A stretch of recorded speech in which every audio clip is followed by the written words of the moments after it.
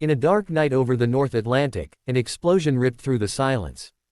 The aircraft shuddered violently, oxygen masks dropped, and chaos erupted. "Mayday! Mayday!" the pilot screamed. Then the radio went dead. Screams filled the cabin. Amid the turmoil, a man rose from seat 14A. His eyes were sharp and calm. He opened the technical panel and connected wires with steady hands. Blue sparks danced. His voice cut through the interference. Shadow 1 transmitting emergency vector. The signal pierced straight through to NATO radar. The command center fell silent. F-22 jets immediately broke radio silence. The commander's voice was hoarse. "My God, that's his voice." The ghost just spoke again. Marcus Hale, 35 years old, passenger on a humanitarian flight from Reykjavik to Toronto carrying 184 doctors, nurses, and volunteers. He dressed simply, hair cropped short, his gaze always fixed on the black window, as if watching nothing and everything at once. No one knew that 5 years earlier he had been Lieutenant Marcus Hale, NATO Tactical Communications Specialist, call sign Shadow 1. The man declared a traitor and killed in action. The official record stated he died after activating wrong frequencies that endangered an F-22 squadron. The truth, he had received flawed orders and chosen silence to shield his team from the fallout. Afterward he vanished, working as a signals technician for medical relief organizations, using his skills in the shadows, helping without identity, serving without recognition. Priya Mehta, an Indian surgeon sitting across the aisle, asked cheerfully, "Do you work in medicine? Your hands have so many calluses." He gave a faint smile. "No, just old habits. I work more with frequencies than with people." An elderly Icelandic volunteer beside him looked at Marcus thoughtfully. "Are you afraid of flying?" "The wind is strong tonight." Marcus answered softly, "I used to fear silence more. At least in the sky you can still hear yourself." Around them passengers chatted about relief work, the mission ahead, the lives they hoped to save. Marcus stayed quiet, as if tuned to a different frequency. When the seatbelt sign illuminated, he glanced at his watch, a steel band engraved with S1, the call sign erased from all official records. In the technical bay the COM2 light blinked weakly, and he recognized the anomaly instantly. Yet he stayed silent, hoping it was nothing, believing his skills would not be needed tonight. Priya would later recall, "I saw him staring at the signal panel like he was hearing something no one else could. Around us there was only wind." Marcus had spent 5 years trying to forget who he had been, trying to accept that the sky no longer wanted him, that his expertise had become a liability. He had been one of NATO's finest tactical communications officers, able to coordinate multiple aircraft in the worst conditions, finding signal paths when interference made contact impossible. During Operation Iron Veil, a major rescue in hostile territory, he received direct orders from Colonel Elena Voss to route an F-22 squadron through a specific corridor. He questioned them at once, detecting electromagnetic interference patterns that would cripple systems. But Voss overrode him. "Execute the order, Lieutenant.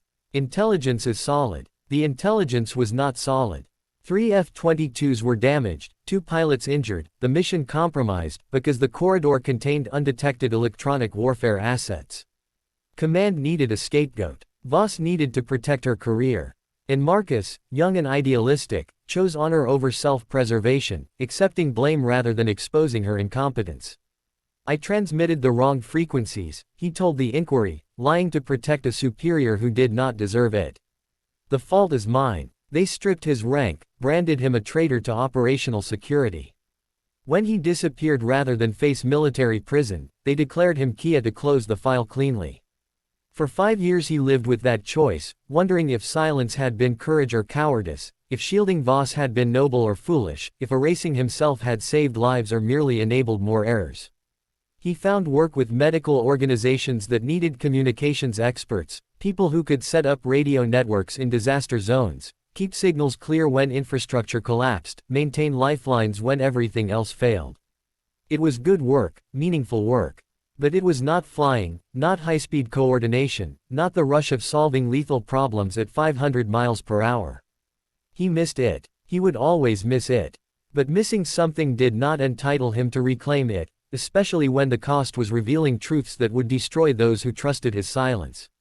As Flight 317 climbed through clouds over the Atlantic, Marcus pressed his forehead to the cold window and whispered words no one heard. I did the right thing.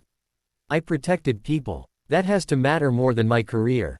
Doubt lingered in those words, doubt grown stronger each year, asking whether protecting one guilty officer was worth justice, exile, pretending to be dead. He pushed the thoughts away, focused on the present, the mission, the medical supplies that would save lives. That was what mattered now.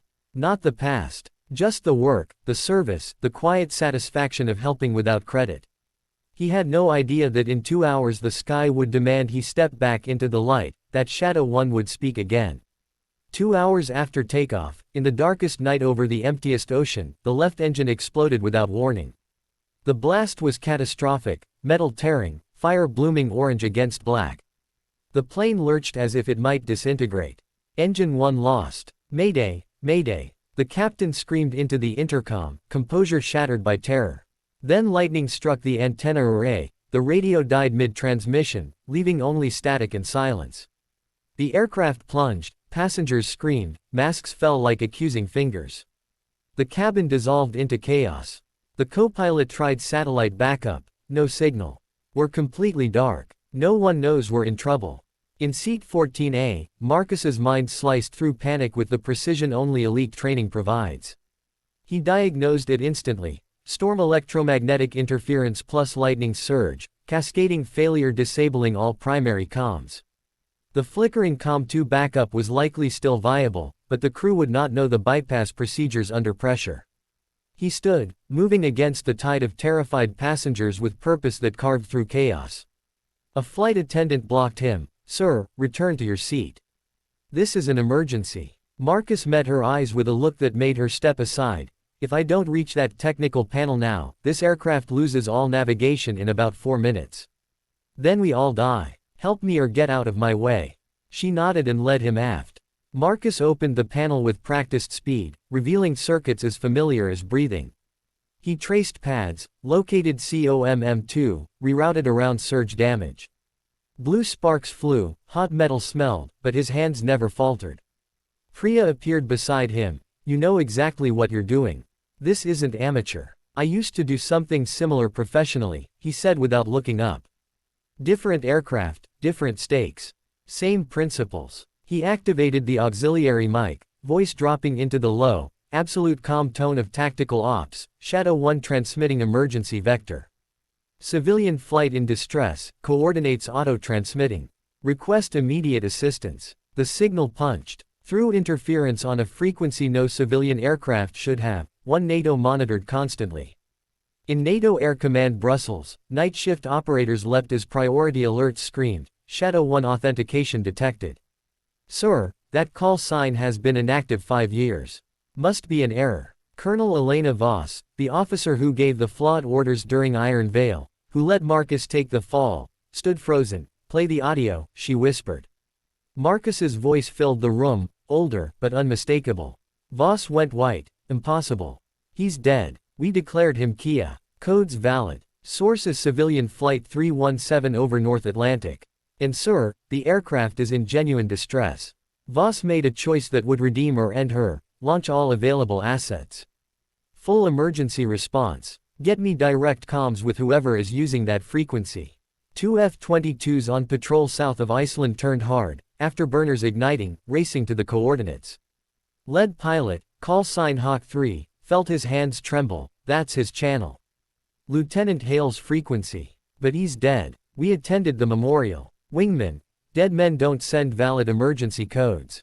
Someone aboard knows his protocols, and is saving everyone. Marcus transmitted navigation data via military channel, guiding civilian pilots who had no idea a ghost was helping them. The Icelandic volunteer watched. You've done this before. In the military. You were one of them. Marcus smiled without pausing. Was one of them. Past tense. Different life. Right now I'm just someone making sure everyone gets home. What's your name right now? Just a passenger. If we survive, maybe I'll tell you.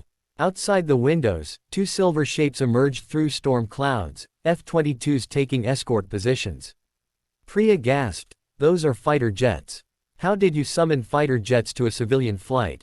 Marcus finally looked up, seeing the jets, everything he had lost, given up, Tried to forget.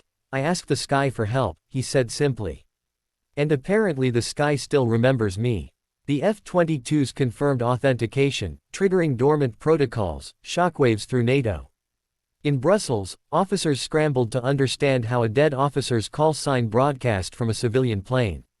Voss confronted the truth she had buried. Marcus Hale had not died, he had chosen silence. And now he had returned at the worst moment for her conscience.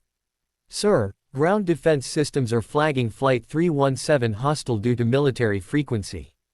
Automated engagement preparing. Ice flooded Voss's veins. Override those systems immediately. That aircraft is not hostile, it's being saved by emergency procedures. Stand down all defenses. Protocol requires. I don't care about protocol. That man saved more lives than most officers in entire careers. I let him be destroyed to hide my mistakes. I will not let machines kill him 5 years later. Override, now. The F-22s held formation, their systems supplementing the crippled airliner, weaving a technological safety net. Hawk 3 recognized transmission patterns. Command, this is Hawk 3. Transmitter using Shadow 1 is following Lieutenant Hale's exact protocols. This isn't stolen codes. This is him. He's alive. Voss took the mic, hand shaking. Shadow 1, this is Colonel Voss. Confirm identity. 3 endless seconds of silence. Then Marcus's voice, carrying 5 years of exile. Colonel Voss, you hear me? I'm not here for revenge. I'm just trying to get these people home. That's all. Voss closed her eyes, tears falling. Marcus, I need to know, are you really Marcus Hale? Are you really alive? Yes, ma'am. I've been alive the whole time. Just quiet. Doing good work without causing trouble. But tonight silence wasn't an option. The command center listened to history being rewritten. Marcus continued guiding pilots. Hold heading 270, altitude 10,000. You're doing great. On a side channel he sent a hidden data packet kept 5 years. Comms logs from Iron Veil, Voss's orders, her errors, her override of his warnings. Logs appeared on screens, undeniable. Voss read her own mistakes in cold precision, saw how Marcus had been right. She took the mic, voice breaking. Shadow 1, I see the logs. I see what really happened. I see what you protected me from for 5 years. Why? Why did you stay silent? Marcus's reply came quiet, wise from suffering, because the mission mattered more than credit or blame. Because 37 pilots survived despite the errors. Because destroying you would not have brought back the injured. Because sometimes the right thing is letting go of being right. He paused, then words that would be taught in ethics classes. Let the silence end, ma'am. Not for me, for everyone else who might suffer because truth stays buried. Voss chose the path that cost her everything yet finally let her sleep. All stations, record this. Official statement. 5 years ago during Operation Iron Veil I issued erroneous orders causing casualties. Lieutenant Marcus Hale questioned them and was overridden. He accepted blame to preserve security and morale. But the truth is, he was right. I was wrong. And he has paid for my cowardice ever since. She looked at stunned faces. Effective immediately I request full review of Iron Veil, restoration of Lieutenant Hale's rank and honors, and my own resignation. Some debts are paid only by admitting you were wrong. The F-22s escorted to emergency landing in Reykjavik.